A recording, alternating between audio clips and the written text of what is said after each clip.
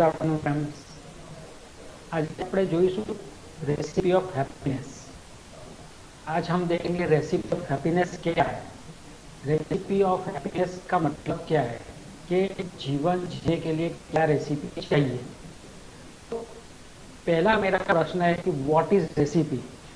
आप सभी लोग जानते हो रेसिपी क्या है, यूट्यूब पे भी देखते हो, सभी उसको रेसिपी की बुक्स भी अवेलेबल है बाहर, पर आप उसको डेफिनेशन में देना है आप कैसे दोगे. मैं पूछता हूँ आपको रेसिपी का मतलब क्या है. आप सभी लोग जानते हो, तो क्या हम ऐसा बोल सकते हैं कि रेसिपी यानी खाना बनाने की विधि या खाना बनाने की कला, उसको हम रेसिपी बोल सकते हैं. हिंदी में बोलना है तो, गुजराती में बोलना है तो वानगी बनवानी રીત, और अगर उसको इंग्लिश में डिफाइन करना है तो हम बोलेंगे recipe is set of instruction that describe how to prepare और मेक समथिंग स्पेशली डिश और प्रिपेयर फूड. तो ये डेफिनेशन हो गई अपने रेसिपी की. तो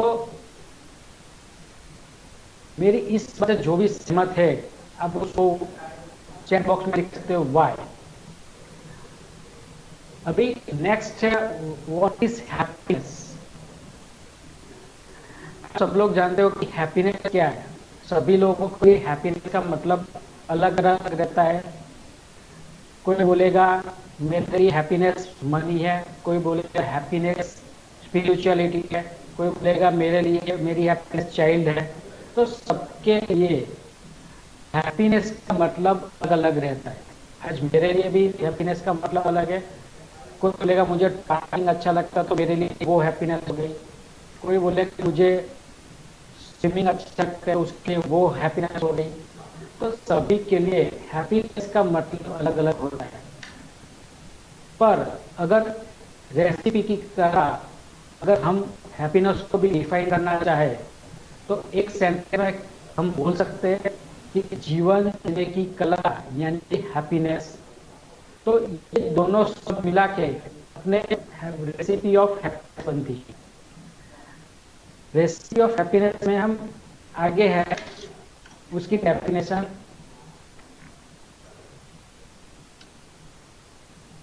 जीवन जीवनी कला रेसिपी ऑफ हैप्पीनेस. जीवन जीने की कला यानी कि रेसिपी ऑफ हैप्पीनेस. तो ये डेफिनेशन आ गई.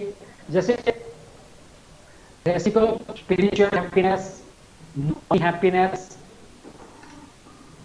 Happiness, happiness. तो सबके हैप्पीनेस का मीनिंग अलग अलग है. आज मेरे लिए भी स्पिरिचुअलिटी है, मनी है, चिल्ड्रन है, तो ये सब मेरे हैप्पीनेस का पार्ट है. तो आप लोगों का भी हैप्पीनेस पार्ट अलग है. तो अभी एक और हम इस गाना देखते हैं कि इस गाने में आपको डिफाइन करना है कि वो गाना क्या कहना चाहता है. आपको एंजॉय भी करना है और वो गाना में से आपको कुछ सीखना भी है.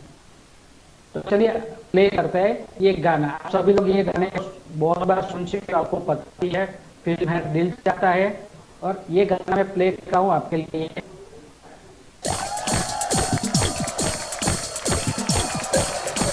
एंजॉय गाना.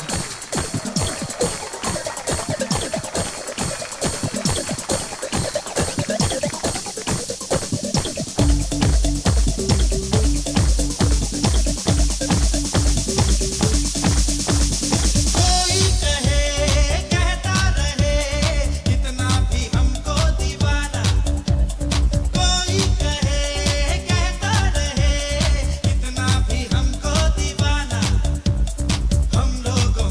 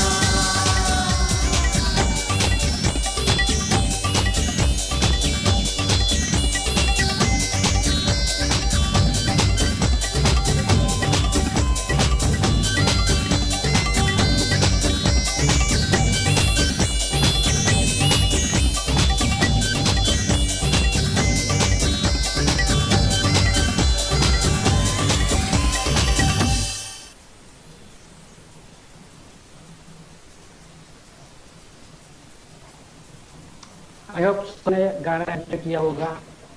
तो मेरा प्रश्न ये है कि इस गाने से क्या ओवरऑल मिला, आपको क्या सीखने को मिला? आपके सामने मैंने 7 पॉइंट रखे हैं जो इस गाने में से निकल के आते हैं। तो एक पॉइंट अपने देंगे कि इस गाने से अपने को क्या सीख मिलती है, या हमारी लाइफ के लिए ये गाना में से क्या इंपॉर्टेंस निकलता है। पहला पॉइंट है, do whatever you want to do, your mind and soul से।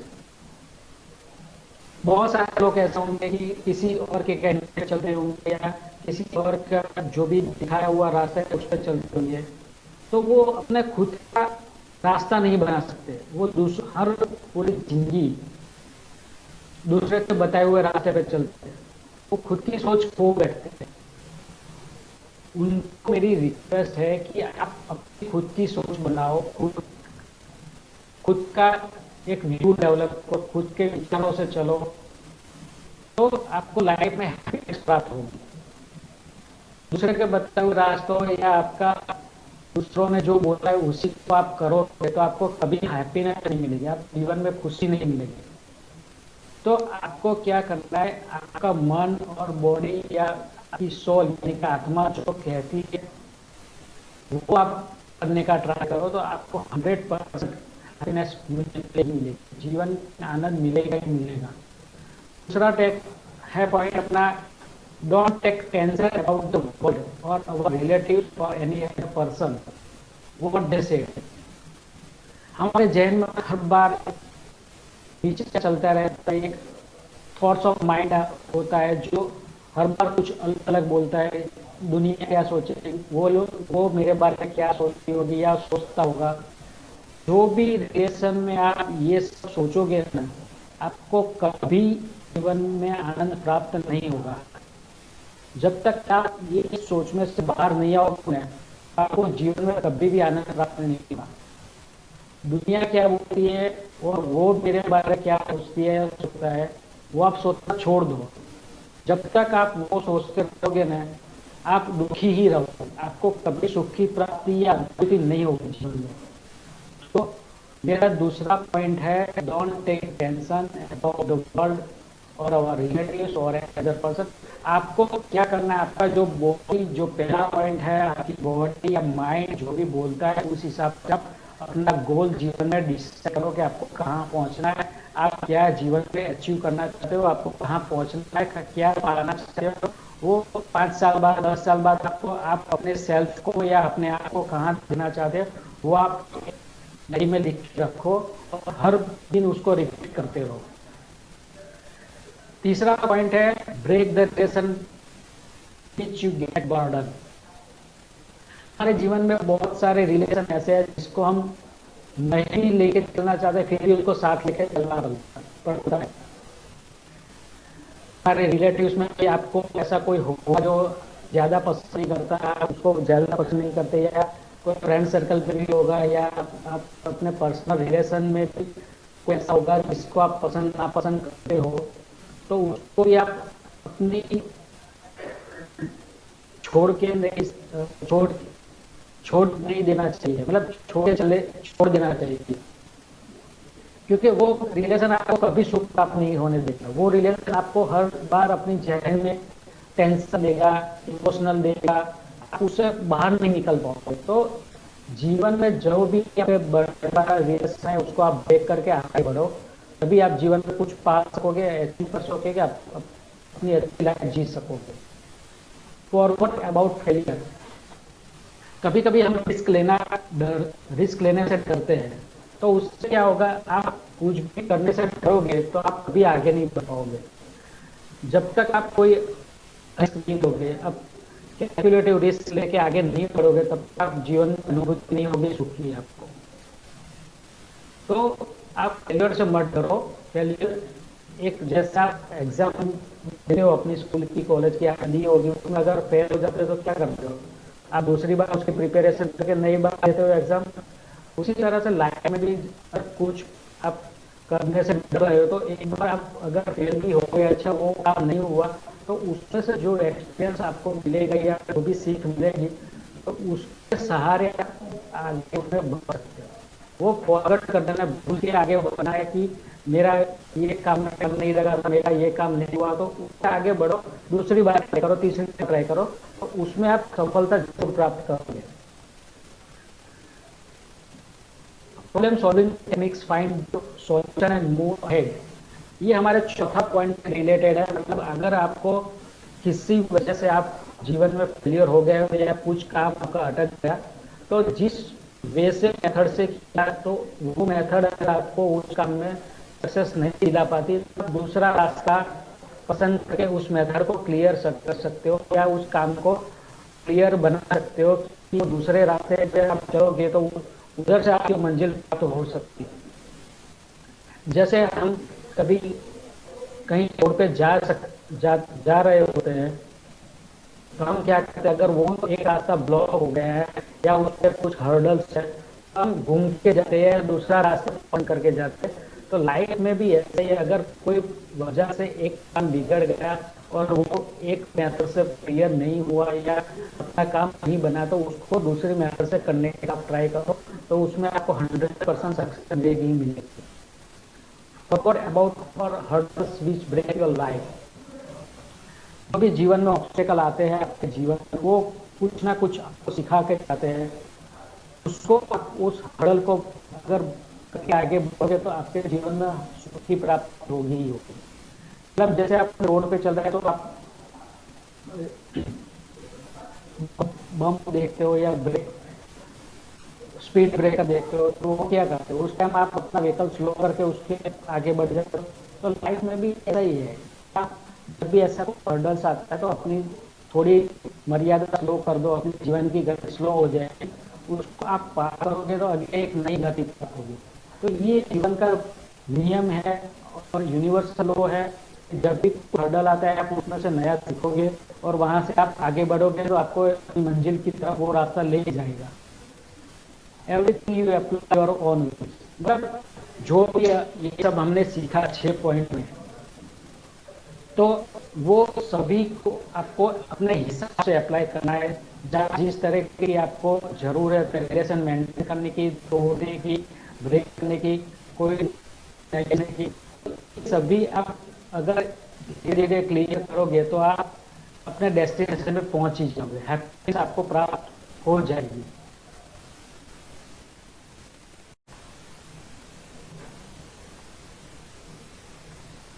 रेसिपी ऑफ हैप्पीनेस में आज हम आगे देखते हैं, एक स्टोरी सुनते हैं, जिसमें आप, छोटी सी स्टोरी है, आपको मज़ा भी आएगा, और उसको सुनने के बाद उसका मोरल आपको डिसाइड करना है कि इस कहानी का मोरल क्या है, इस स्टोरी में से आपको क्या सीखनी है। तो लेट्स, ये स्टोरी हस्बैंड वाइफ की है और उनके अरेंज मैरिज की है। एक हस्बैंड वाइफ होते हैं जिनकी अरेंज मैरिज हुई होती है। उनकी शादीशुदा लाइफ बहुत अच्छी तरह से चल रही होती है, फिर भी उसकी वाइफ को कहीं ना कहीं मन में एक खोट लगती है। तो एक दिन उसकी वाइफ हस्बैंड को बोलती है कि आप मुझे ज़्यादा प्यार मत करो, मुझे डर लगता है। तो उसके हस्बैंड ने वो बोला, उसके पति ने बोला, क्यों, क्या हुआ, किस बात का डर है तुम्हें? तो वो, उसकी पत्नी ने आंसर दिया, बहुत बड़ा अच्छा आंसर दिया कि मेरे जो साथ वाले थे मेरे घर में, मेरी मम्मी पापा या जो भी बाकी लोग थे मेरे रिलेशन वाले थे, तो मैंने हर बार यही देखा है कि वो लोग लड़ते झगड़ते थे, बहुत लड़ना झगड़ना होता था, कहीं पर भी वो लोग खुश नहीं थे।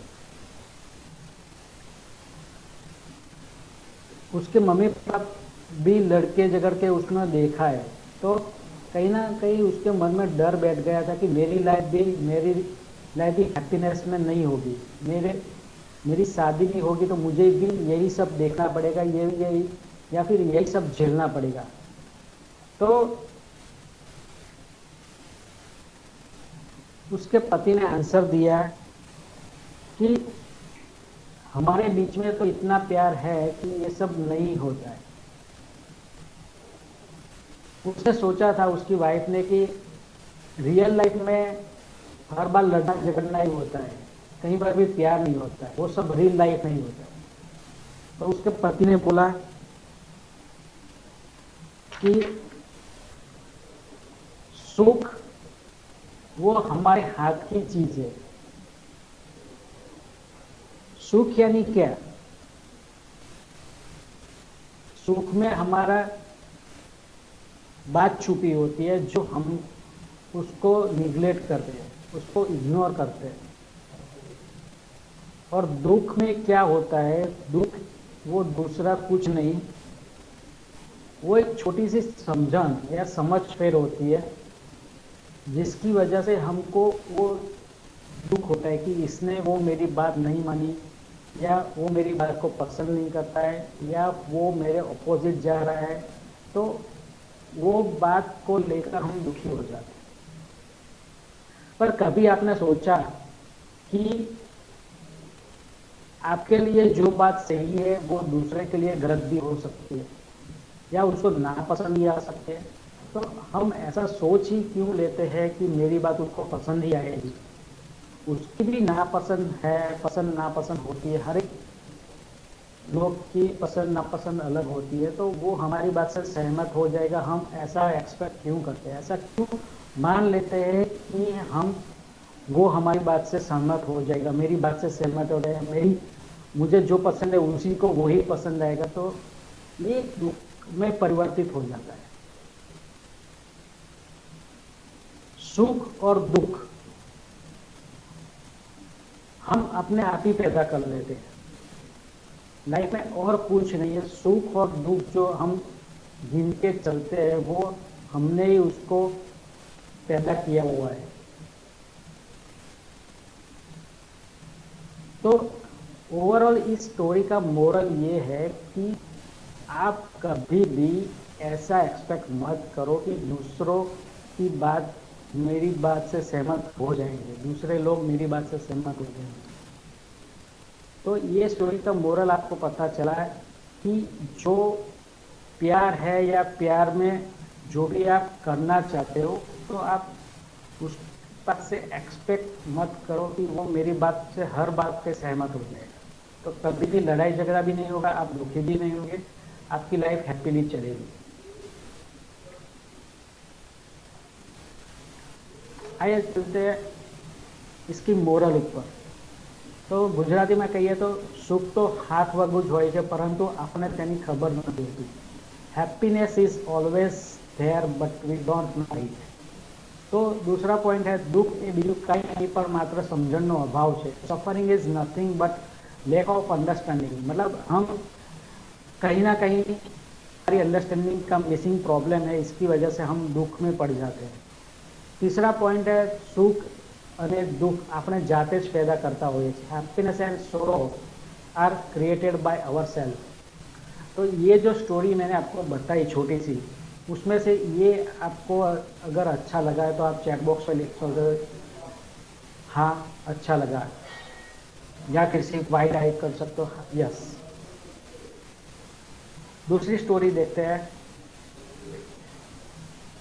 જીવનમાં એક સત્ય પણ એ પણ છે કે દરેક પોતાની કલ્પનાની વ્યક્તિ મળતી નથી, અને ત્યારે એવું લાગે છે કે સપના તૂટી ગયા, ભાંગી ગયા અને ભૂક્કો થઈ ગયા એવું લાગે છે। મેં આને પ્રેમ કર્યો હતો, આ વ્યક્તિ તો સાવ જુદી જ લાગે છે, સાવ અજાણી વ્યક્તિ લાગવા માંડે છે। ત્યારે દુઃખ થાય છે કે એક ક્ષણ ભારે લાગવા માંડે છે। ક્યારેક વિચાર આવે કે શું આપણે પસંદગીમાં થાપ ખાધી છે। દરેક માણસ તરત ઓળખાતા નથી।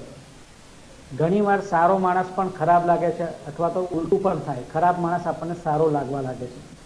તો આપણે એના ઉપર બીજી સ્ટોરી જોઈએ કે हस्बैंड वाइफ નું रिलेशन।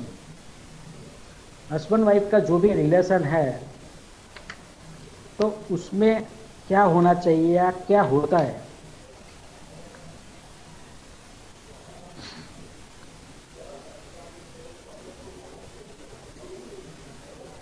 एक हस्बैंड वाइफ है,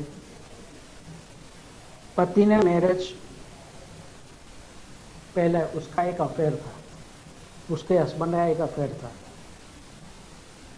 उस लड़की ने ऐसा किया कि उसके साथ चीटिंग की, और उसकी दूसरी शादी कर ली या कहीं और उसकी शादी हो गई। अभी वो जो लड़का था उसको बहुत आघात लगता है, सोरो फील, ग्रेसफुलनेस पर फील होता है। तो उस लड़के को ऐसा प्रतीत हो जाता है, वो मन में गांठ बन जाती है कि कभी भी रियल लव होता ही नहीं है, कोई हमसे मिलेगा ही नहीं, रियल लव मुझे मिलेगा ही नहीं। उसके घर वालों के कहने से लड़के ने अरेंज मैरिज के लिए, उसकी वाइफ भी अच्छी मिली, लेकिन आगे क्या होता है कि वो अपने वाइफ को प्यार नहीं कर पाता है ड्यू टू अपने प्रीवियस जो भी इंसिडेंट्स हुआ उसकी वजह से। समय बीतता चला जाता है। एक दिन क्या होता है, ऑफिस से वो हस्बैंड निकलता है तो उसका एक्सीडेंट हो जाता है। 1-2 महीने का उसको हॉस्पिटलाइज या घर पे रेस्ट करना रहता है। उसकी वाइफ उसकी बहुत अच्छी तरह से देखभाल करती है। उन 2 महीनों या जो भी टाइम था उसके रेस्ट करने का, एक्सीडेंट के बाद का, तो उसकी वाइफ उसको बहुत सारा समय देती है, उसको प्यार भी करती है, उसका पूरा ध्यान भी रखती है। तो उस टाइम पे उस हस्बैंड को रियलाइज होता है कि जो मैंने सोचा था वो गलत था, मैंने मेरी वाइफ को पहचानने में गलती की है, या मैं मारी पत्नीने समझવામાં ભૂલ કરી છે। धीमे धीमे वो नॉर्मलाइज हो जाता है और उसका जो भी एक्सीडेंट हुआ था वो घाव भर जाते हैं। तो उसके बाद वो अपनी पत्नी को पूछता है कि तुम्हें मुझ में कुछ चेंज नज़र आया? उसकी पत्नी बोली, हाँ मुझे चेंज नज़र आया कि आप पहले से अच्छी तरह से आप मुझसे बात करते हो।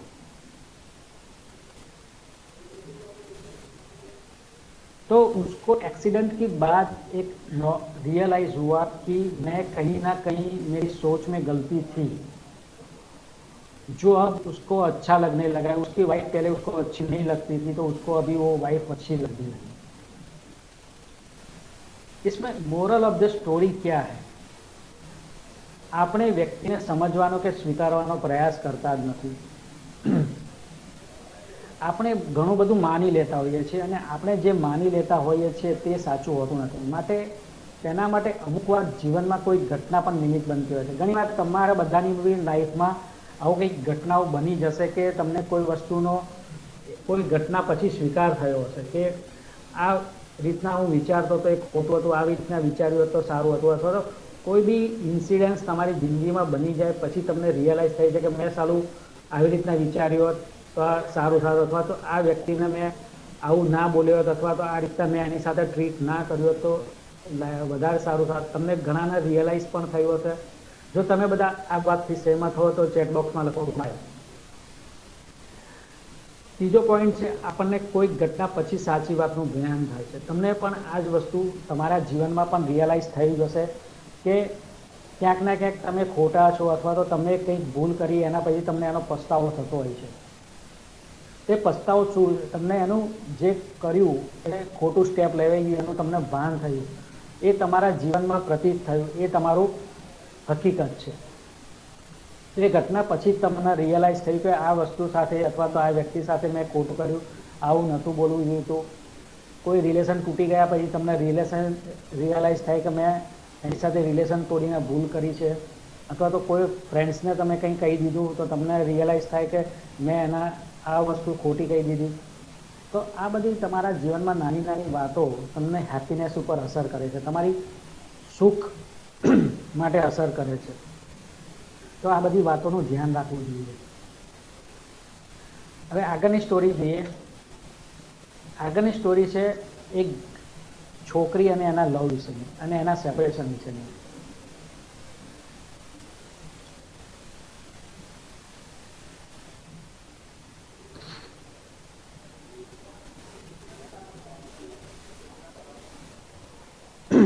एक इस स्टोरी की ऐसा है, एक लड़की होती है, उस लड़की को एक लड़के से प्यार हो जाता है। वो उसके प्यार में इतना डूब चुकी है कि उसको उसकी ही दुनिया अच्छी लगती है। अभी हर बार की तरह अपने रियल लाइफ में भी होता है, उसी तरह से उस लड़की के भी लाइफ में हुआ कि वो लड़का उसको छोड़ के चला गया। अब उसकी लाइफ में, लड़की की लाइफ में इम्पैक्ट ऐसा हुआ कि वो डिप्रेशन में चली गई। उसको कुछ भी अच्छा नहीं लगता था, वो घर से बाहर नहीं निकलती थी, वो घर में किसी से बात नहीं करती थी, किसी से उसका मिसबिहेवियर हो गया था, सबके साथ लड़ती झगड़ती रहती थी। तो वो पूरा डिप्रेस हो गई थी कि इस लड़के ने मेरे साथ गलत क्यों किया। तो ये सब देख के उसके मम्मी पापा को चिंता हुई और वो एक डॉक्टर के पास ले जाते हैं उनको। तो डॉक्टर पूछता है कि क्या प्रॉब्लम हुई, क्या हुआ है तुम्हें, तुम मुझे अगर खुल के बताओगी तो मैं उसका सॉल्यूशन मैं तुम्हें दे सकता हूँ। तो वो डॉक्टर से बात करने लगी कि मेरी ज़िंदगी में एक लड़का था और हमारा ऐसा रिलेशन था और वो लड़के ने मुझे धोखा दे दिया है और वो मेरी लाइफ से चला गया। पूरी बात सुनकर डॉक्टर ने बताया कि तुम्हें सबसे ज़्यादा प्यार कौन करता है, तुम कितने साल की हुई? तो लड़की ने बोला है 22 या 24 साल की हुई। और वो लड़का तुम्हारी लाइफ में कितने साल से था? तो उसने बताया 2 साल से। तो जो 24 साल से तुम्हारे साथ है वो तुम्हें ज़्यादा प्यार करेंगे या सिर्फ 2 साल तुम्हारे साथ रहने वाला व्यक्ति तुम्हें ज़्यादा प्यार करेगा?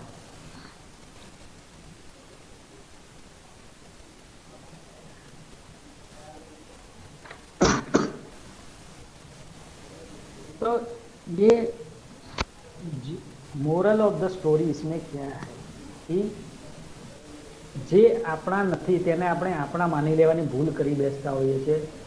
એક વ્યક્તિ આપણા જીવનમાંથી જાય ત્યારે એવું લાગે છે કે આપણને કોઈ પ્રેમ કરતું નથી।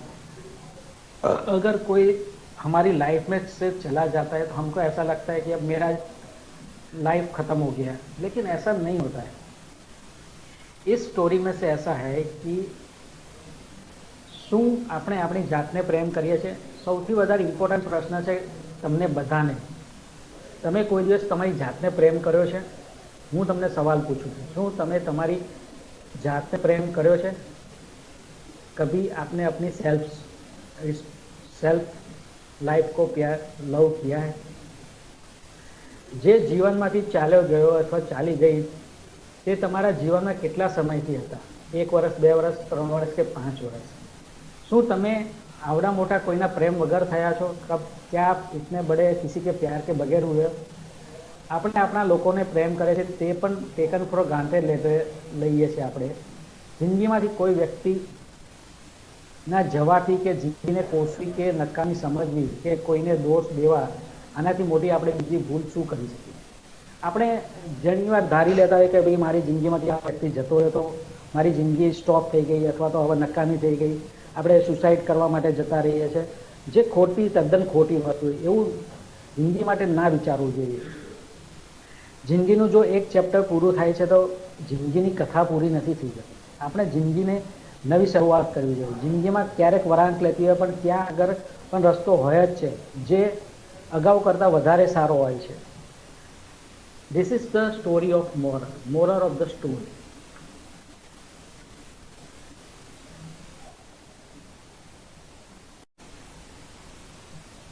अभी नेक्स्ट स्टोरी की शुरुआत करते हैं, स्टोरी 4। उसमें से भी आपको उसका मोरल देखना है कि क्या निकल के आता है आपकी लाइफ के लिए। ऊपर वालों कोई खराब करतो नहीं, ऊपर वाला किसी का बुरा करता नहीं। खिचड़ी अगर बर्तन में पके तो वो बीमार आदमी को ठीक कर देती है, और वही खिचड़ी अगर दिमाग में पके तो ठीक इंसान को भी बीमार कर देती है।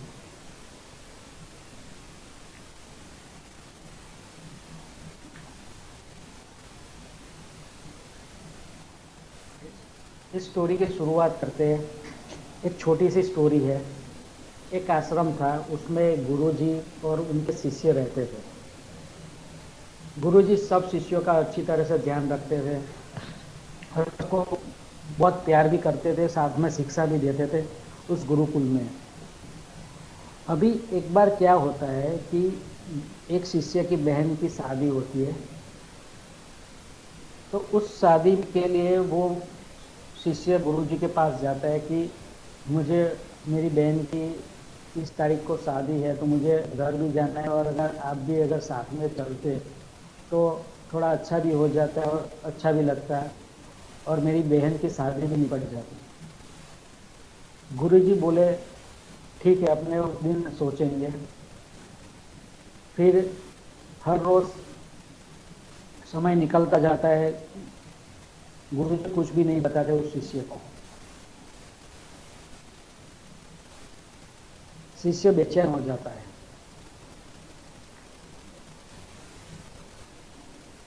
बहन की शादी का दिन नज़दीक आ जाता है, और गुरुजी को वो पूछता है आगे कि आप गुरुजी साथ में चलोगे? गुरुजी मना कर देते हैं। पर गुरुजी बोले तुम एक और शिष्य के साथ तुम अपने बहन की शादी में जाके और सब कुछ अच्छा हो जाएगा, उतना बोल के उसको भेज देते कि जाओ, तुम्हारा अच्छा होगा।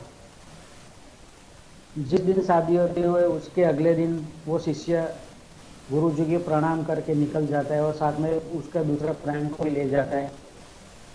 पर मन में उसको कहीं ना कहीं प्रश्न रहता है कि गुरुजी ने कुछ दिया नहीं मुझे। गुरुजी को उसने प्रणाम किया और वो चलने लगा, फिर भी उसके मन में बात आएगी कि गुरुजी ने मुझे कुछ दिया नहीं मेरी बहन की शादी के लिए। गुरुजी बोले, जाते वक्त उस शिष्य को बोले तुम 5 अनार लेके जाओ,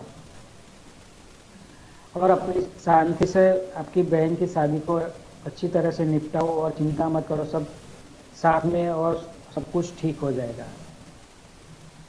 आश्रम से थोड़ी दूर गए, और जिसकी बहन की शादी थी वो बोला, गुरुजी ने इतनी सेवा की, पर गुरुजी ने थोड़ी सी मदद भी नहीं की। दूसरों पे भरोसा रखो, सब अच्छा ही होगा। चलते चलते वो एक गांव में पहुंच गए। रेती से भरा इलाका था, इतने में राजा के सिपाही आ गए और आवाज लगाने लगे, किसी के पास अनार है क्या? लो, इन तीनों ने जाके पूछा क्यों चाहिए अनार, और सिपाही बोले राजा की बेटी बीमार है, वैद्य ने कहा है कि अनार के साथ दवाई लेगी तो राजा की बेटी जल्दी ठीक हो जाएगी। राजा की तरफ से बहुत सारा इनाम भी मिलेगा। राजा को अनार, तो उस लड़के ने वो सिपाही को अनार दे दिए, और राजा ने बहुत सारा इनाम भी दिया, पैसा भी दिया, और बोला तुम्हारी बहन की शादी बहुत धूमधाम से होगी। चाहे वो भी अपने गांव में पहुंचे, और फिर उस लड़के की अपनी बहन की शादी बहुत अच्छी धूमधाम से हो गई। लड़के को वो सारी बात याद आ गई जिसे वो गुरुजी के लिए शब्द बोले थे। उसको बड़ा पछतावा हुआ, और अपनी गलती पे भी उसको पछतावा हुआ। तो स्टोरी का मोरल ये है कि हमको अपने से ज़्यादा ऊपर वाले पे भरोसा करना चाहिए, उसने हमारे लिए कुछ अच्छा ही सोचा होगा। हमारे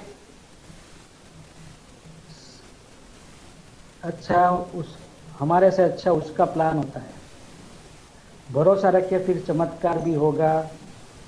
हम अपने बारे में सोचने पर खुद पर ही ऊपर वाले का भरोसा रखना चाहिए। ये है मोरल ऑफ द स्टोरी। हमारे प्लान से अच्छा ऊपर वाले का प्लान होता है, हमें उससे कोसना नहीं चाहिए। फिर चमत्कार भी होंगे, सिर्फ हमें उस ऊपर वाले का भरोसा करना चाहिए। आइए चलते हैं अगली स्टोरी पर। गुप्ता जी की कहानी। अपने दिल की सुने, अपने दिल के माध्यम से ईश्वर हमसे बात करता है।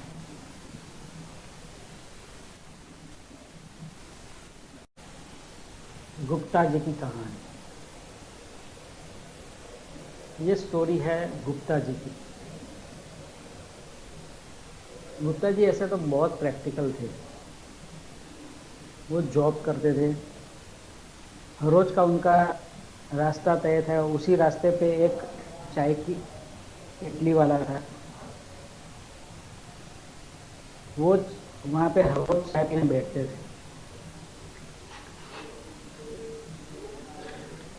उसके जस्ट बगल में एक दिन क्या हुआ, उसके जस्ट बगल में एक लड़का अपनी बुक्स बेचने बैठा था और किताबें पूरी फटी पुरानी थी। जो बुक्स थी वो फटी पुरानी थी। पता नहीं गुप्ता जी को क्या हुआ कि उसके पास से कोई किताबें खरीद नहीं रहा था। तो गुप्ता जी ने उधर जाके पूछा, क्या ये किताब आप बेचना चाहते हो? लड़के ने कहा, हाँ मैं ये किताबें बेचना चाहता हूँ।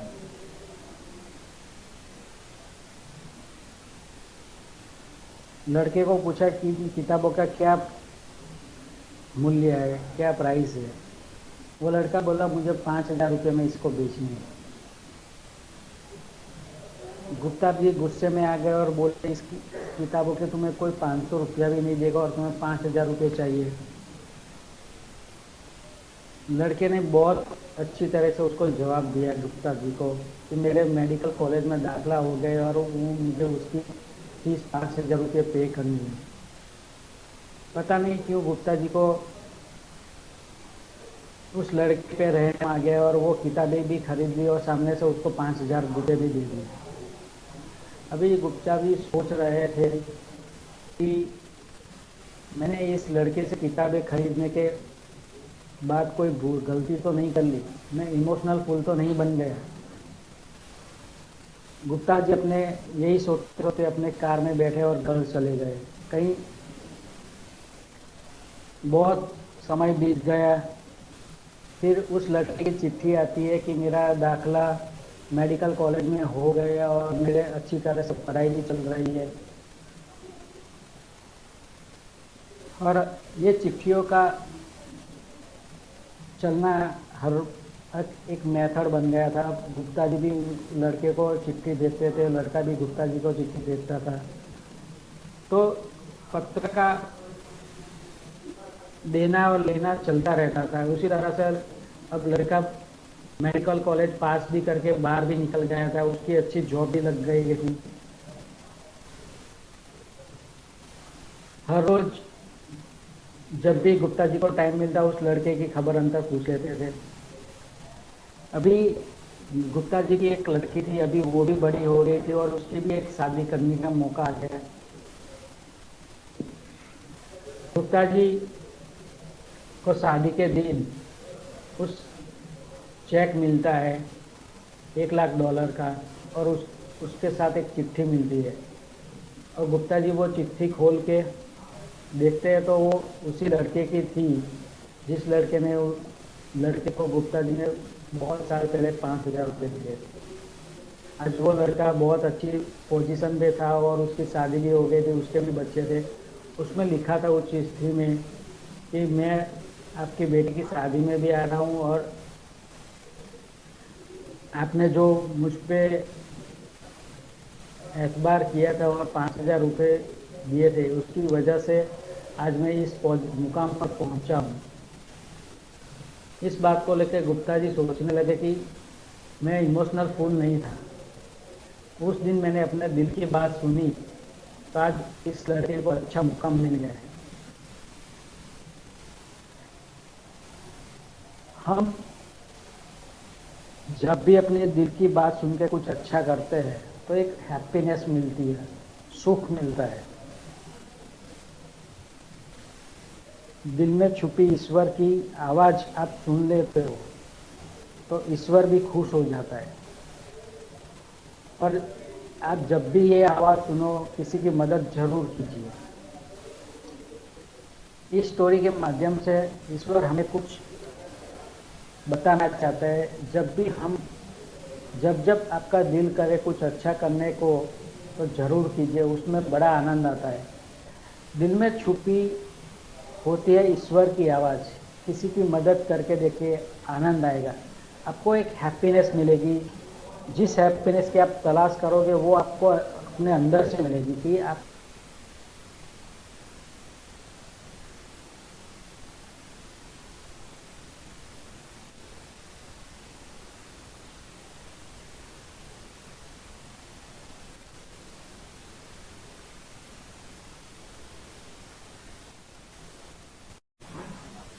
आगे सुनते हैं एक राजा की कहानी, जिसने समय की कदर कर ली, तो अपने आप को जीत लेता है और दुनिया में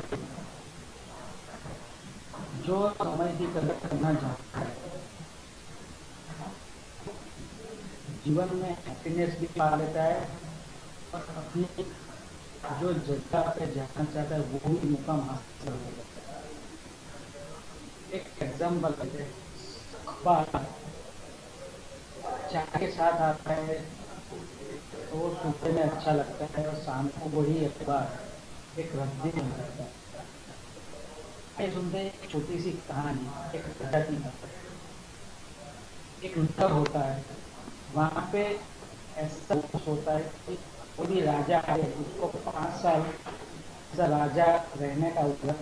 फिर वो जो सारे नगरजन होते हैं वहाँ पे जो लोग रहते हैं, उस राजा को निकाल बुला करके एक जंगल में छोड़ दिया है।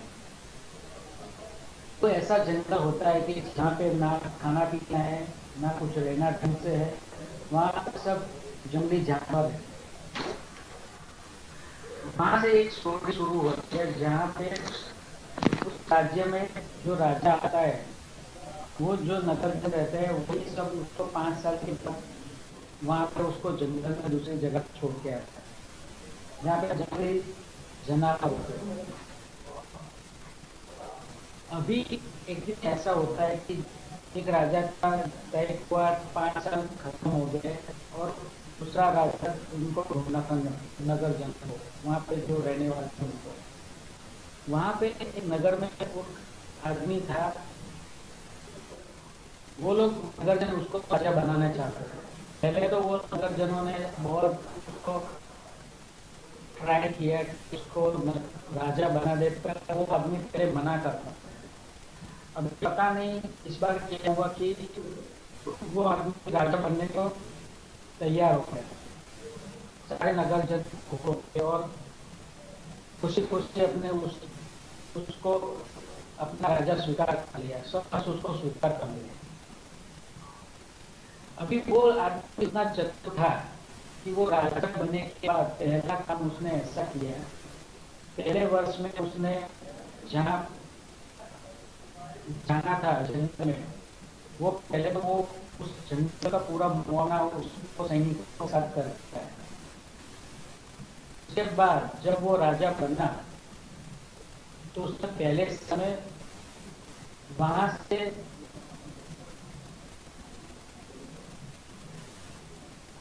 उसको जंगल को काट दिया पूरा और वहां पे एक रास्ता बना दिया और वहां पे कुछ लोगों को रहने बुला दिया।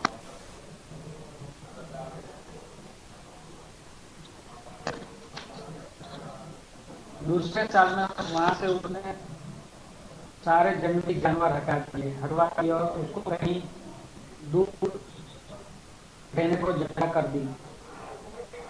तीसरे वर्ष में अपने लोगों के साथ उसने वहां पे खेती शुरू कर दी और सारी जो भी जीवन जरूरियात की चीज वस्तु थी उसको होना शुरू कर दिया, ताकि उस अगले 5 साल में जब भी वो 5 साल के बाद वहां पे जाए तो उसको खाने पीने में दिक्कत नहीं हो। चौथे साल में वहां पे रास्ता भी बना दिया और कुछ रहने भी करते थे। 5 साल में उसने सबका हिसाब किताब करने लगा और वहाँ जो जगह पे जाने पहुंचने वाला था वो वहां पे पहुंचने के लिए एक्साइटेड था। उसको वहां पे बस उस जगह पे रहना था। 5 साल पूरा होने पर वो सारी प्रजा नगर उसके पास पहुंची और प्रजा को ये देखने में मजा आया कि वो राजा कितने चिंतित है। पर वो राजा मुस्कुराया और बोला चलो अब आप मुझे ऊपर छोड़ के आओ, मैं वहां पे खुशी खुशी जाऊंगा। तो ये स्टोरी का ये मोरल निकल के आता है कि हमें अपने आप को 5 साल या 10 साल के बाद कहाँ पे देखना है। तो आप हर रोज और 1 साल 2 साल 3 साल आप अपने आप को प्रिपेयर करते जाओगे तो जब 10वें या 5वें साल आपको जहाँ पे पहुंचना है उस मुकाम को आप हासिल कर लोगे, अपना तय की मुकाम हासिल करोगे। यहाँ पे एक गुलजार की मुझे शायरी याद आती है, पूरा एक टाइम याद आता है। वक्त रहता नहीं कहीं ठहर कर, वक्त रहता नहीं कहीं ठहर कर, आदत इसकी आदमी सी है। जो इंसान वक्त का पाबंद हो जाता है बहुत जल्दी अपनी जिंदगी की मंजिल पा लेता है। अगर आप सोशल मीडिया पे रहोगे तो जंगल था मंगल आप अपने आप तय कर पाओगे, आपके ऊपर है जंगल में रहना है कि मंगल करना है। यही हालत है हमारे सोशल मीडिया पे रहने वाले लोगों को।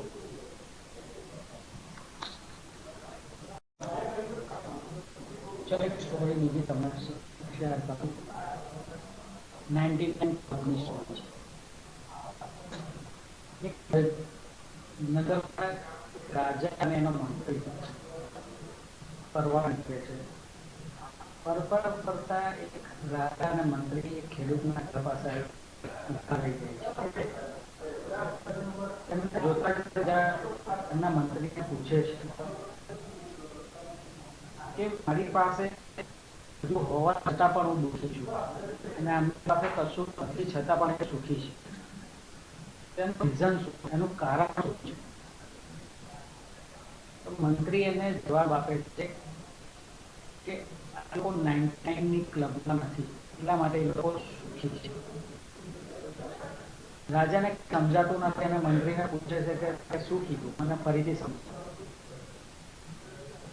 રાજા મંત્રી એમને જવાબ આપે છે કે હું તમને 6 મહિના પછી આનો જવાબ આપું અને પછી સમજાવીશ।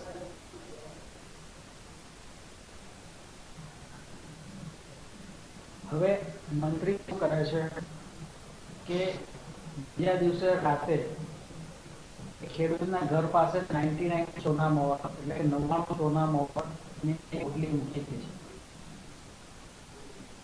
જેવો સવારે ખેડૂત ઉઠે છે એની ઘર પાસે સોના મોહરની જે પોટલી પડી હોય છે એ એને મળે છે। એ ખેડૂત એ સોના મોહરો ઘરમાં બેસી જાય છે। 1 2 3 4 5 એવી રીતે 99 સુધી અટકી જાય છે। એના મને એના વિશ્વાસ નથી થતો કે આ સોના 99 છે। એને એમ કે સોના મોહર હજી મારાથી ગણવા ફરીથી ગણાય છે 1 2 3 4 5 6 એવી રીતે 99 સુધી। હવે એના પત્ની પાસે પણ સોના મોહર ગણાવે છે તો પણ 99 થાય છે, એના છોકરા પાસે પણ સોના મોહર ગણાવે છે તો પણ 99 જ થાય છે।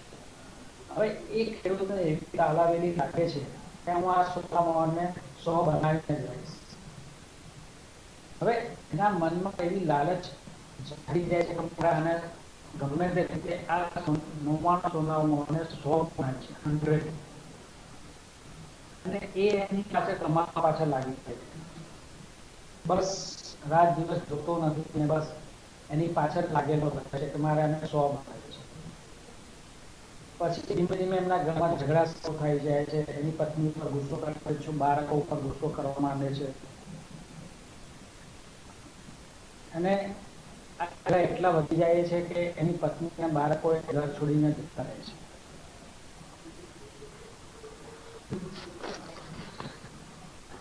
ઇન બિટવીન આ બધું થાય છે ત્યારે એના પત્ની એ સોનાવાળો બાપ પણ છે, એટલે એ સોનાવાળો ઓછી થઈ ગઈ છે. છોકરો પણ એક દિવસ સોનાવાળો વાપરે છે, એની પત્ની પણ સોનાવાળો વાપરે છે. હવે એવું જે પ્રેમ હતો ત્યાં અશાંતિ ઉત્પન્ન થઈ. પ્રેમ થઈ ગયા ફક્ત ઝઘડા એક થઈ ગયું.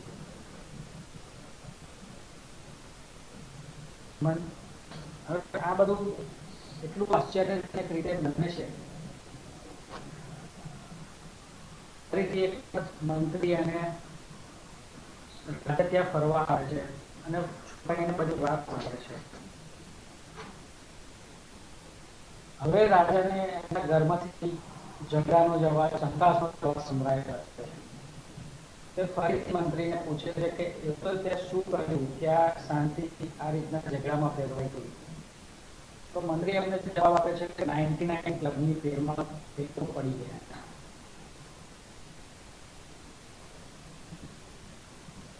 हर वो व्यक्ति 99 के फेर में है जो जिसके पास 99 पॉइंट्स है पर वो भटक रहा है एक कॉइन तलाश में. मतलब हम अपनी हैप्पीनेस को कहाँ पे तलाश करते हैं, मैं ये पालूंगा उसके बाद मुझे खुशी मिलेगी. हमारी हैप्पीनेस को हम डेस्टिनेशन बना देते हैं. हम हमारे हैप्पीनेस को एक लक्ष्य या एम के साथ टारगेट कर लेते हैं कि मिलेगा तभी मुझे हैप्पीनेस मिलेगी. But happiness is a not destination, it is a journey.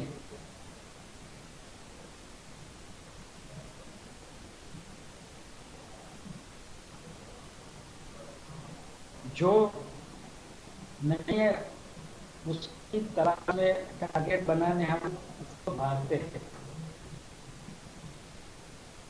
और हमारी हैप्पीनेस खो जाती है.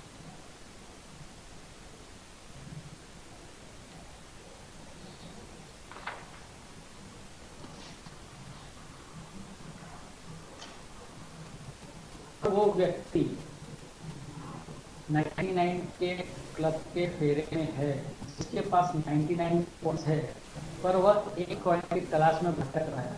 मतलब कि हम अपनी हैप्पीनेस को एक लक्ष्य के साथ मिला देते हैं. उदाहरण के तौर पर अगर हम देखें वेकेशन पर जाऊंगा तब मुझे खुशी मिलेगी या मुझे ये चीज मिलेगी तभी मुझे ये खुशी मिलेगी. तो यहाँ पे प्रश्न है तो हम किसी लक्ष्य के साथ जोड़ते हैं. Happiness is a destination, happiness is a journey. उसी के लिए हम हमारे पास जो नहीं है उसी को टारगेट बना के हम उसके पीछे भागने लगते हैं. उसमें हम हैप्पीनेस को खो जाते हैं. तो इस मॉडल से इस स्टोरी से आपको ये तो समझ में आएगा कि जो हैप्पीनेस वो किसी टारगेट पे डिपेंड नहीं है. तो हम जो भी तय करें उसको किसी टारगेट के साथ हैप्पीनेस को जोड़ने नहीं है. Happiness is not a destination, it is a journey. आप हर उस छोटी छोटी चीज में से अपनी हैप्पीनेस ढूंढ सकते हो जिसमें आपको वो करने से आनंद आता है या सुख की प्राप्ति या सुख की अनुभूति होती है. वो सभी कुछ हैप्पीनेस से रिलेट करता है. कभी भी हमको अपनी हैप्पीनेस किसी टारगेट से डिपेंड नहीं करनी. जैसे मैं एग्जाम में फर्स्ट आऊँगा तो मुझे हैप्पीनेस प्राप्त होगी या मैं इतने मेरे अच्छे मार्क्स आएंगे तो मुझे सुख की या हैप्पीनेस प्राप्त होगी. वो कुछ भी सोचिए. हैप्पीनेस को टारगेट नहीं करना है, उसको ना वो डेस्टिनेशन है. एक डेस्टिनेशन पे पहुंचने के बाद ही आपको हैप्पीनेस मिलेगी. All over of life of the journey उसको डेस्टिनेशन नहीं बनाना है, उनको जर्नी के साथ एंजॉय करना है. छोटी छोटी खुशियाँ आपको प्राप्त हो गए या हैप्पीनेस मिलेगी, वो रियल हैप्पीनेस है. चलिए एक छोटी सी एक्सरसाइज करते हैं जिसमें आपको पता चलेगा कि हैप्पीनेस के बारे में आगे मुझे क्या करना है. एक पेन पेपर ले लो आप, छोटी सी गेम है, आपको मजा भी आएगा, आपको अच्छा भी लगेगा। ऐसा एक सर्कल बनाओ, पहला सर्कल बनाओ, उसमें आपको लिखना है आपके जो भी नजदीक के करीबी है, जो भी आपके सराउंडिंग में है, जिससे आप क्लोज रिलेशन करते हो, तो वो नाम आपको पहले इंटर सर्कल में लिखना है। हो सकता है उसकी उसमें आपकी भाई भी हो, आपके बच्चे भी शामिल हो। दूसरे सर्कल में आपको पर वेरी इंपॉर्टेंट पर्सन लिखना है। जो दो नाम है उसमें आपको दो आपके जो इम्पोर्टेंट पर्सन है उसके नाम लिखने हैं। फिर तीसरे सर्कल में आपको very important person in your life, उसके बाद तीसरा सर्कल है, उसमें तीन नाम ऐसे लिखने हैं जो आपके उससे भी ये इंपॉर्टेंट पर्सन में आते हैं। ये सब हो जाने के बाद आप उन सभी रिलेशन के बारे में पॉइंट या उसको एक रेटिंग दीजिए 1 to 10 में। उस रिलेशन के साथ जो भी आपका एक्सपीरियंस रहा हो उस हिसाब का आपको रेटिंग देना है। जैसे आपके फ्रेंड्स के साथ अच्छा रिलेशन है तो आप अपने हिसाब से रेटिंग दे सकते हो 1 से 10 में। किसी का 4 दिया है, किसी का 5 दिया है, किसी का 6 दिया है, किसी का 7 दिया है, किसी का 8 दिया है। तो उन सभी को एक एवरेज निकाल दीजिए आप। तो वो एवरेज जो भी आता है उस हिसाब से उसको काउंटिंग कीजिए 10 में से, और उसको हैप्पीनेस के साथ जोड़ दीजिए। What is average rating experience of your what is average rating experience of your इसको आपने रेटिंग दिया है उसमें आपको एवरेज एक्सपीरियंस क्या रहा है। Can we think this relation experience should enhance. आपको लगता है कि आपका जो भी कम रेटिंग वाला है उसको आपको एनहेंस करके बढ़ाना चाहिए। जैसे किसी का आपने रेटिंग दिया है 2 या 3 का रेटिंग दिया है, तो आप उसको एनहेंस करके 7 या 8 रेटिंग तक आपको ले जाना है। How much important of our self with relationship. किसी ने सोचा कि हमारी जो हम खुद है उसको किसी ने कभी रेटिंग दिया, फर्स्ट सर्कल में कभी आपने अपने आपका नाम लिखा है, उसको प्रायोरिटी दी है, आपने कभी अपने खुद सर्व किया है, अपने आप से प्यार किया है, प्रेम किया है, जिसको आप 10 out of 10 रेटिंग दे सके। तो ये गेम मोरल ये है कि पहले आप अपने सेल्फ को अपने आप को लव कीजिए और 100% उसको दीजिए, यानी कि 10 out of 10 रेटिंग आपको होनी चाहिए।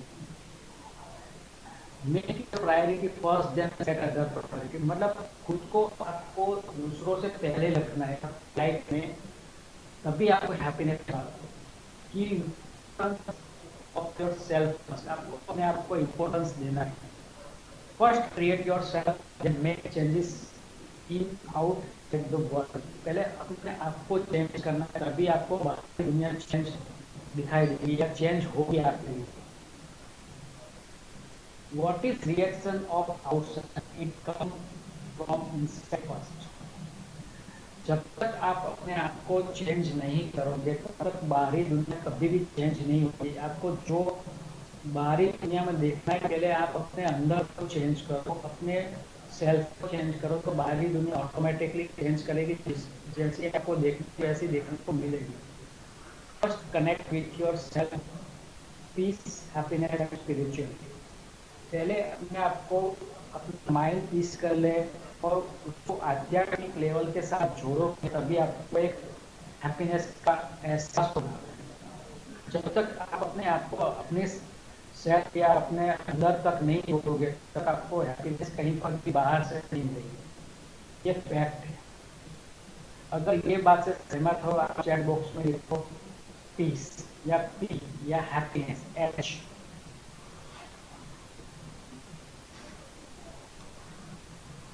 चलिए आगे बढ़ते हैं, स्टोरी 9 पर आते हैं।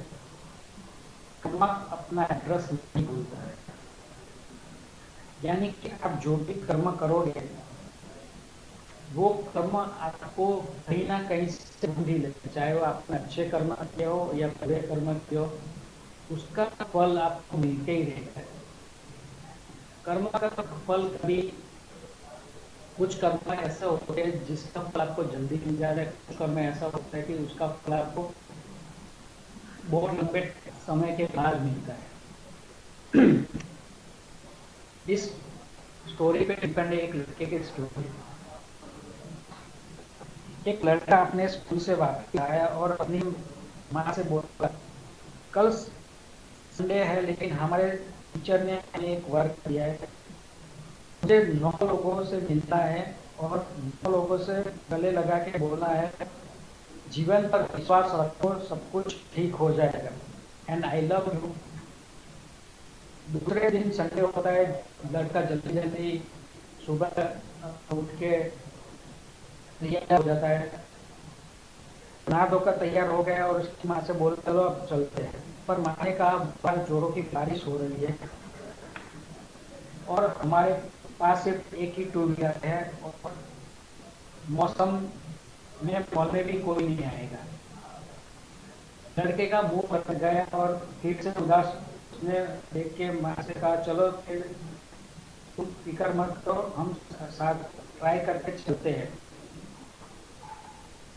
लड़का और माँ दोनों ही मॉल में पहुंच गए, चारों तरफ को दिखाई नजर नहीं आ रहा था, दिखाई नहीं पड़ रहा था। जैसे तैसे करके राह देखने के बाद लड़के को 9 लोग मिल जाते हैं और 9 लोगों को वो लड़के कहा फिक्र मत करो जिंदगी पर विश्वास रखना सब कुछ ठीक हो जाएगा एंड आई लव यू।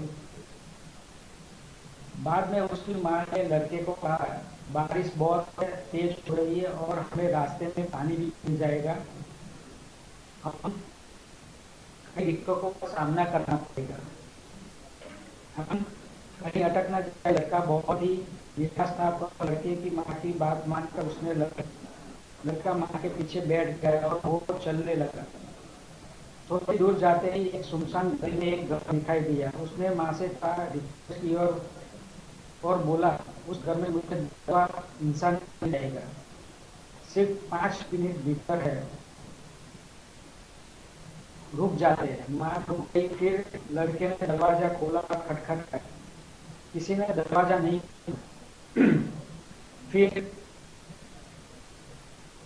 लड़के ने हार नहीं मानी, वापिस जब दरवाजा रखा था तो थोड़ी देर में एक बूढ़ी औरत ने दरवाजा खोला और बोली क्या चाहिए बेटा। लड़का बोला मुझे मोहब्बत दिया है, बस अनजान लोगों से मिलना है और बोलना है हिम्मत रखो जिंदगी पर विश्वास रखो सब कुछ ठीक हो जाएगा एंड आई लव यू। ऐसे ही वो लड़के बूढ़ी महिला को लगाया और वो रो पड़ी। माँ सब कुछ ये देख रही थी। माँ ने टू व्हीलर साइड में लगाया और महिला से आके बोली कुछ तकलीफ है आपकी मदद कुछ कर सकते हैं। बूढ़ी महिला ने दोनों को अंदर बुलाया और एक कप चाय दी, फिर बोली थोड़े समय पहले मेरे पति चल गए, मैं बिल्कुल अकेली हूँ, कोई खबर पूछने भी नहीं आता, आज सुबह से अकेलापन मेरे दिमाग में हावी हो गया और मेरे सोच लिया है कि अपने जीवन का अंत करूं। पहली बार सोचा दरवाजा नहीं खोलूंगी पर दूसरी पर जब खटखटाया तो मैंने रोक नहीं पाई और अपने आप को कहा खोल दिया दरवाजा। जिंदगी पर विश्वास रखो हिम्मत रखो सब कुछ ठीक हो जाएगा एंड आई लव यू। सुनते ही मुझे लगा कि ऊपर वाले ने मुझे संदेश भेजा है और जीना चाहती हूँ। तो इस स्टोरी का मोरल है, दुनिया को पॉजिटिविटी दे सकते हैं, किसी को सुन सकते हैं। आप में वो शक्ति है जो किसी का जीवन बदल सकती है। इंसान के कुछ करने से पूरी दुनिया तो नहीं बदल जाएगी, पर उस इंसान की दुनिया तो बदल जाएगी।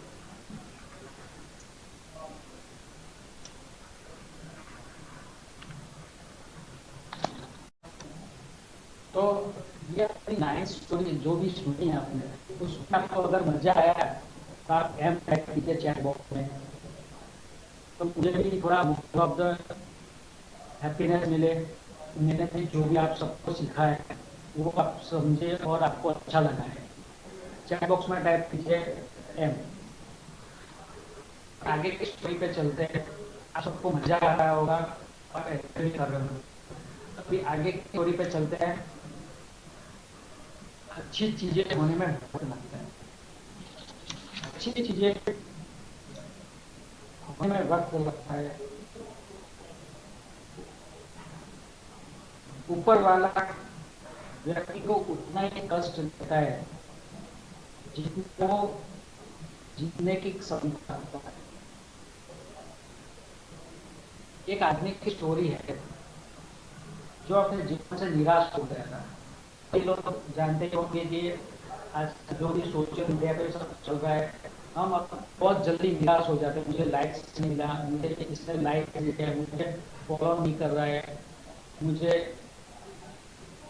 कमेंट नहीं कर रहा है, तो हम जल्दी से निराश हो जाते हैं। ये जब से सोशल मीडिया आता है तब से हमारा थिंकिंग शॉर्ट हो गया है, ज्यादा कुछ सोच नहीं पाते। पर छोटी छोटी बात पे गुस्सा हो जाता है, कोई भी प्रॉब्लम आती है तो उसमें स्टॉप हो जाता है, उसमें से निकल नहीं पाते और डिमोरलाइज हो जाता है, डिप्रेस हो जाते हैं। तो ये सब कुछ समय से सब ऐसा ही चल रहा है। इस स्टोरी से छोटी सी सीख आपको मिलेगी कि आपको अच्छी चीजें जो भी आपको जीतने चाहिए उसको होने में समय लगता है। जैसे एक पेड़ लगाया है तो उसको बड़ा फ्रूट देने में टाइम लगता है। हो सकता है वो पेड़ पेड़ बड़ा होने में 5 साल भी लगे, वो पेड़ बना होने में 10 साल भी लगे, तो आपको 10 साल तक उस पेड़ को संचित करना पड़ेगा, उसको अच्छी उसके पालन करना पड़ेगा, उसको पानी देना पड़ेगा, हर रोज देखना पड़ेगा, तब कहीं जाके 10 साल के बाद वो आपको फ्रूट्स देगा। तो लाइफ भी कैसी है, जब तक आप पकोगे नहीं तब तक आपको फ्रूट्स नहीं देगा। तो आपको इस तरह से पकना है, आपको जो भी डेवलपमेंट करना है अपने आप के लिए वो आप डेवलपमेंट करो, तभी आपको अच्छे रिजल्ट मिलेंगे अपने लाइफ में।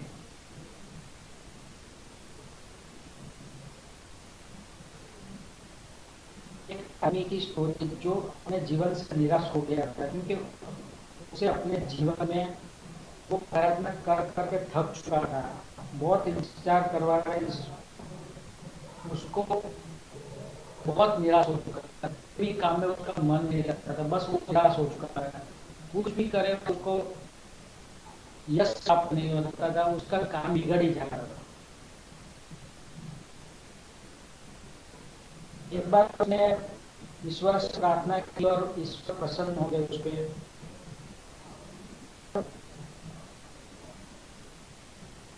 उसने ईश्वर से पूछा कि मैं लगातार प्रयत्न करता हूँ, दूसरों की करता हूँ, आप जल्दी रिजल्ट लेते हैं और मेरा कुछ रिजल्ट भी नहीं आता है।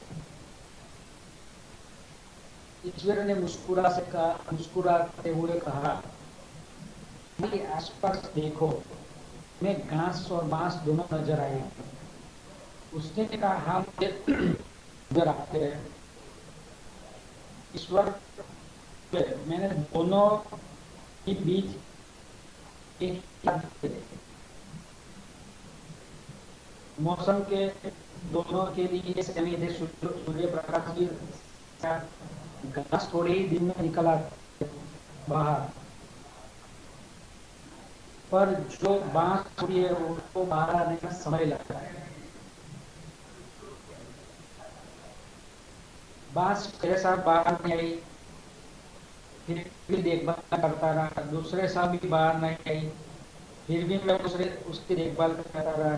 तीसरे साल कुछ नहीं आया, पर मैं उसकी देखभाल करता रहा। चौथे साल एक छोटा सा पौधा फूटा और 6 महीने में ही वो बहुत बढ़ गए। शुरू के 3 साल वहां से जमीन में अपने जड़ों को मजबूत करने में लगा दी।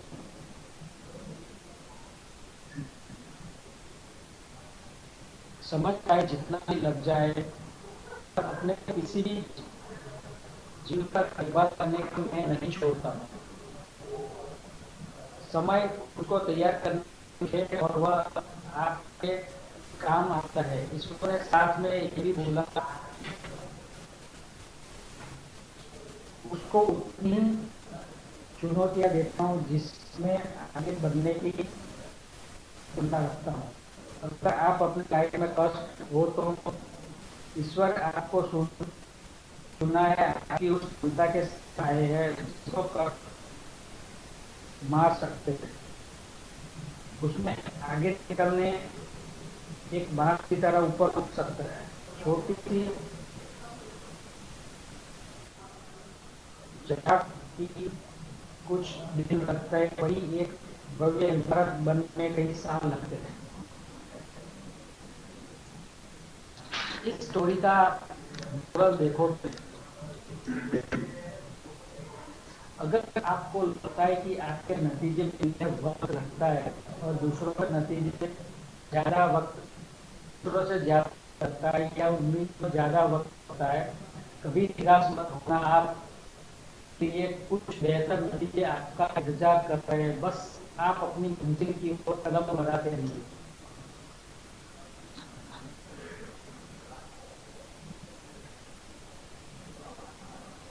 ये स्टोरी आपको बताती है कि आपको जब भी कोई भी कार्य में असफल हो, आपको निराश नहीं होना है।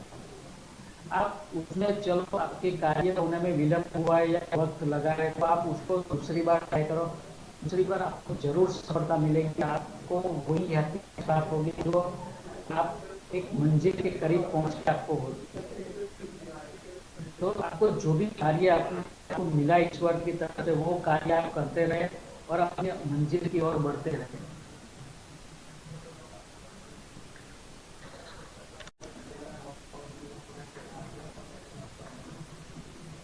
आइए देखते हैं एक और सॉन्ग जिससे आपको पता चलेगा कि जीवन पे भरोसा करो। जीवन में जो भी आप करो वो अच्छी तरह से करोगे तो आपको बेहतरीन नतीजे मिलेंगे। किस्मत खिलाड़ी ये से आप तो हाथ खेल सुनो रही है।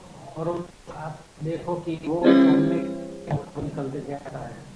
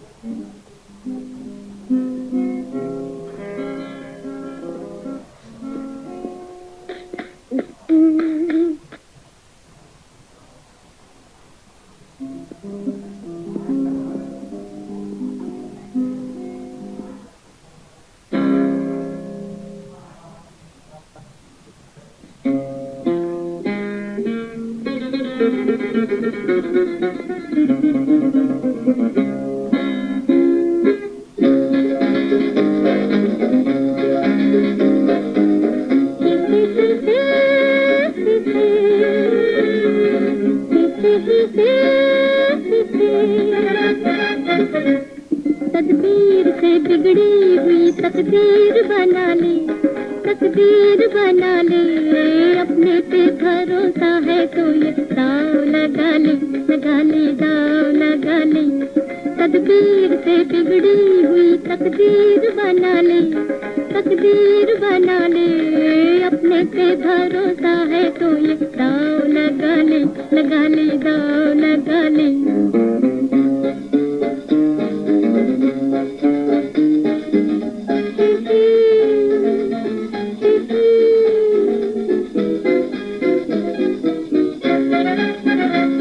डरता है जमाने की निगाहों से भला क्यों, निगाहों से भला क्यों। डरता है जमाने की निगाहों से भला तू, निगाहों से भला तू, इंसाफ तेरे साथ है, इल्जाम उठा ले, इल्जाम उठा ले, अपने पे भरोसा है तो ये दाव लगा ले, लगा ले, दाव लगा ले।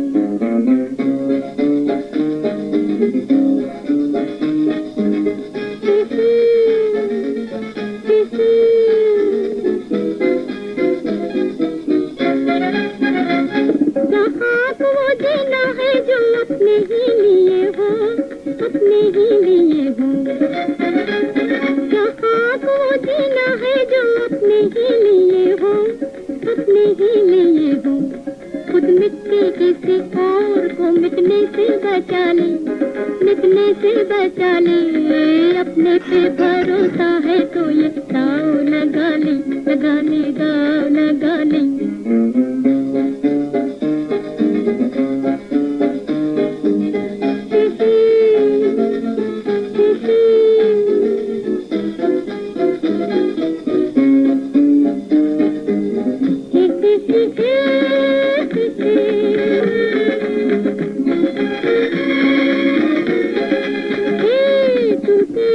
पतवार है कश्ती के तो हम क्या,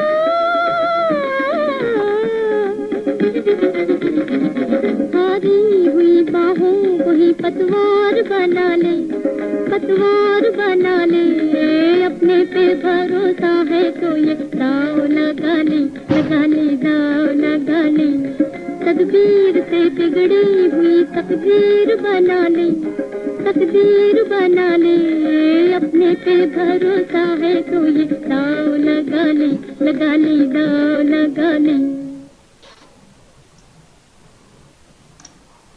देखते हैं, अगर आपको सॉन्ग अच्छा लगा है तो चैट बॉक्स में एल टाइप कर दीजिए, अच्छा लगा।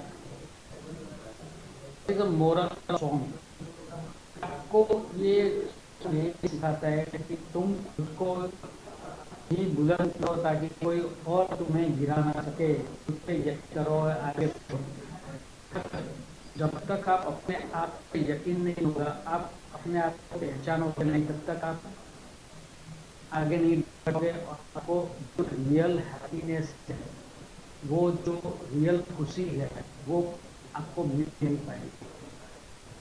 आपको अपने आप जहाँ पे रुके हो वहाँ से आपको आगे बढ़ना है। तो आप जब प्रॉब्लम है उसको फेस करोगे और उसको आइडेंटिफाई करोगे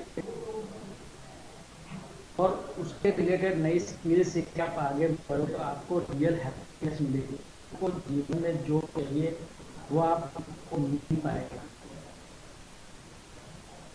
अभी ये पूरी सब 10 स्टोरी आपने सीखी, तो उसमें आपने क्या सीखा?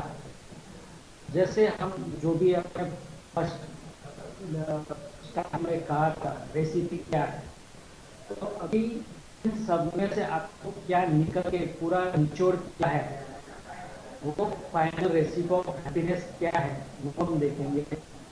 What is final recipe of happiness? तो आपको पहले ये करना है कि acceptance is peace.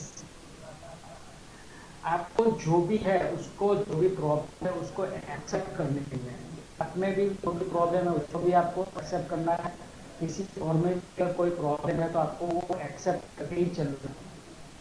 No amount of anxiety will change your future, तो regret will change your past. यानी कि जो भी आप भविष्य के बारे में चिंतित हो तो उससे आपका फ्यूचर चेंज नहीं हो सकता है। और जो भी पास्ट में आपकी जो भी प्रॉब्लम्स हो गए या फिर आपके साथ जो भी इनरिस्ट्रक्टिव प्रॉब्लम्स हो चुके हैं, तो वो आप पास्ट के बारे में रिग्रेट क्या करोगे, दुख व्यक्त करोगे, तो वो पास्ट चेंज नहीं कर सकते। Peace is found in acceptance. Accept perfection. आप अगर अपने आप को परफेक्ट नहीं बना पाते तो इम्परफेक्शन जो है वो आप एक्सेप्ट कर लो। Accept certainty and accept uncontrollable. जो भी आपके बस में नहीं है आप उस एक्सेप्ट करोगे तो आपको, आपके मन में पीस हो जाएगी, आपको शांति मिलेगी। तो यही आपकी real happiness. You have to understand that और you forgot something but if you want peace you must accept it. आपके जीवन में जहाँ पर भी हो, जो भी प्रॉब्लम्स है, जो भी रिग्रेट्स है या फिर एंजाइटी है, तो आपको वो फेस या एक्सेप्ट करके चलना है कि ना प्रॉब्लम है, मैं उसको चेंज कर सकता हूँ या उसमें कुछ सुधार करके आगे बढ़ूंगा, तभी आपको रियल पीस मिलेगी। आप जब तक का प्रॉब्लम का सॉल्यूशन नहीं ढूंढोगे तब तक आपको रियल पीस नहीं मिलेगी। जो भी एक अगर आप ताला लोगे तो उसकी चाबी तो होती है, तो आपको वो चाबी अपनी हैप्पीनेस को कायम करना है। जब आप उस चाबी को खोलोगे तो आप अपनी हैप्पीनेस को कायम कर सकते। आपको दूसरा अपने आप को हर रोज आपको पूछते हैं are any date relationship I am holding on my life. जैसे हमने फर्स्ट सॉन्ग में देखा था कि जो भी डेड रिलेशन है या करंट रिलेशन है, उसको मैंने अभी तक करके रखा है। अगर होल्ड करके रखा है उसको निकाल, अपने जीवन में से, अपने लाइफ में से निकाल के बाहर कर दो। अगर रिलेशन उसे टूटना पड़े तो तोड़ दो, लेकिन उसको आप हैप्पीनेस के साथ तभी आप पाओगे जब आप उसमें से बाहर निकलोगे। What aspect of my life can improve by removing things that aren't worth anymore? आप अपनी लाइफ से क्या एक्सपेक्ट करते हो कि मैं क्या करूँ तो मैं इम्प्रूव करूंगा अपने आप को, उसको आप रिमूव कर दो। जो भी प्रॉब्लम हर्डल से उसको रिमूव करके आगे कुछ नया सीखो या उससे आगे बढ़ो और બહાર નીકળી શકો। જે હું મારા જીવનમાં પકડી રાખું છું એવા કોઈ રિલેશન છે, એવા ગ્રુપ સંબંધો છે એને બહાર કરી શકાય। જે વસ્તુઓ કામ નથી એને દૂર કરીને મારા જીવનમાં કયા પાસાઓ સુધારી શકું। તો આ બધી ઇમ્પોર્ટન્ટ વસ્તુઓ છે તમારી હેપીનેસ માટે, જે મેટર કરે છે તમારી લાઈફમાં, તમારી પોતાની રિસ્પેક્ટ માટે, તમારી લાઈફ માટે। Start unfollowing. Unfollowing people who do not make you feel empowered, informed or inspired। जो आपको इंस्पायर नहीं कर सकते, उसको पॉजिटिविटी नहीं दे सकते, आपके साथ जो नेगेटिव पीपल है उस लोग हैं, उसको अनफॉलो करना शुरू कर दो। उसके साथ मत रहो, उसको उसके साथ रिलेशन थोड़ा कम कर दो, और जो पॉजिटिव पीपल है उसके साथ आप रहना शुरू करोगे, आप देखोगे आप ऑटोमेटिकली उसमें एक अच्छा आपको फील होगा कि आपको पूरा अंदर से ही एक हैप्पीनेस मिलेगी कि मुझे मेरी लाइफ में कुछ चेंज हुआ है। अनफॉलो करવાનું શકો એવા લોકોને જે અનફોલો કરો, જેઓને તમને સશક્ત જાણકાર અથવા પ્રેરિત નથી અનુભવતા, એવા લોકોથી તમે બહાર નીકળી શકો છો। ચોથો મુદ્દો છે સ્ટાર્ટ રાઇટિંગ। फोर्थ पॉइंट है start writing. Sometimes you just need to get out what on your mind. Mind में बहुत सारी कुछ थिंग्स दबा के रखते हैं और अपना माइंड को कर लेते हैं, ब्लॉक कर लेते हैं कि कुछ नया अपने माइंड में आ ही नहीं पाता। एग्जाम्पल के तौर पर आप देखो एक बैग है, उसमें पूरी भर चुकी है, तो उस बैग को आप जब तक खाली नहीं करो आपको उसमें नई चीजें अपना नहीं समा सकते। तो अभी आपको क्या करना है, हर रोज लेकर आप प्रयास करो, जो भी आपको फरियाद है, आपकी जो भी कंप्लेंट है, उसको एक डंप करो, यानी कि राइट कर लो। Try setting timer for 30 minutes and doing brain dump for all you want complain about और challenges you want struggle with to let all go and detox your mind from those nagging worries। आपको हर रोज 30 minute का time set करना है और जो complaints है या फिर जो क्या चैलेंजेस है वो उसको आपको कर देना है पेपर पे। आपको जो भी वेरियस है, जो भी चीज है को डन करके लिख देना पेपर में से, तो ऑटोमेटिकली आपके माइंड पीस लेगा, आपको शांति मिलेगी। और ये सब करोगे तो आपको हैप्पीनेस भी साथ में रिलीज होगी, आपके माइंड पे हैप्पीनेस डिटॉक्स होगा। जो भी ट्राई करोगे तो आपको पता चलेगा, एक शांत आपका मन हो जाएगा। 5.8 practice meditation. During meditation, you focus your attention on elevated rampant thoughts, crowding your mind and causing stress. ધ્યાન દરમિયાન ધ્યાન કેન્દ્રિત કરો છો અને તમારા મનની વિરતા અને કારણ કે તેવા વિચારોને દૂર કરો છો। જ્યારે તમે મેડિટેશન કરશો અથવા તો તમે आप मेडिटेशन करोगे तब आपको जो भी सारी स्ट्रेस है वो रिलीज हो जाएगा, आप पीसफुल पर्सन बन जाओगे। कहीं पर भी आपको स्ट्रेस नहीं लगेगा, कोई भी अनहैप्पीनेस आपके बीच में नहीं आएगी। वो आपको जब आप आँख खोलोगे अपने आप को पाओगे कि आपको एक हैप्पीनेस फील हो रही है, आपको अच्छा लग रहा है, चारों तरफ शांत एटमोस्फियर बन गया है, कोई भी भीड़ नहीं है आपके में, कोई भी प्रॉब्लम नहीं है, कोई भी पॉजिंग नहीं है, आप अपने आप अच्छा फील करोगे। Remember the big picture, goals for it, your vision, your life. Preferences often keep your mind as you are cycling through your day-to-day tasks. It's easy to get caught in a minutes and living when you forget all the time. તમારા લાંબા ગાળાના ધ્યેયની સૂચિ લો અને તમારા જીવનમાં તમારી દ્રષ્ટિ કહે છે વારંવાર સંદર્भ लो। आपको यही हर बार रिमेंबर करना है कि मुझे कहाँ पहुँचना है, मेरा गोल है क्या है, मुझे अपने आपको कहाँ देखना है। જ્યારે તમે તમારા રોજિંદા કાર્યમાં સાયકલ ચલાવો ત્યારે તેને તમારા મનમાં રાખો છો, તમે તમારું કારણ ભૂલી જાઓ છો, ત્યારે જીવન મુશ્કેલીમાં ફસાઈ જવાનું કરો છો। તમે તમારો વાય याद रखो कि तुम्हारी लाइफ नो वाय શું છે। आपकी लाइफ वाय होना इम्पोर्टेंट है, क्यों मैं जीना चाहता हूँ या क्यों मैं आगे बढ़ना चाहता हूँ। जब तक आपके पास वाय क्लियर नहीं होगा तब तक आप स्टॉप लाइफ में फंस जाओगे, जहाँ आप कहीं पर भी बढ़ नहीं पाओगे और ना ही आपको रियल हैप्पीनेस मिलेगी। आपको डेट एक्टिविटी करनी है अपनी हैप्पीनेस को लाने के लिए। जहाँ पे आप फंसोगे वहां से बाहर निकलने का रास्ता भी खोजना है।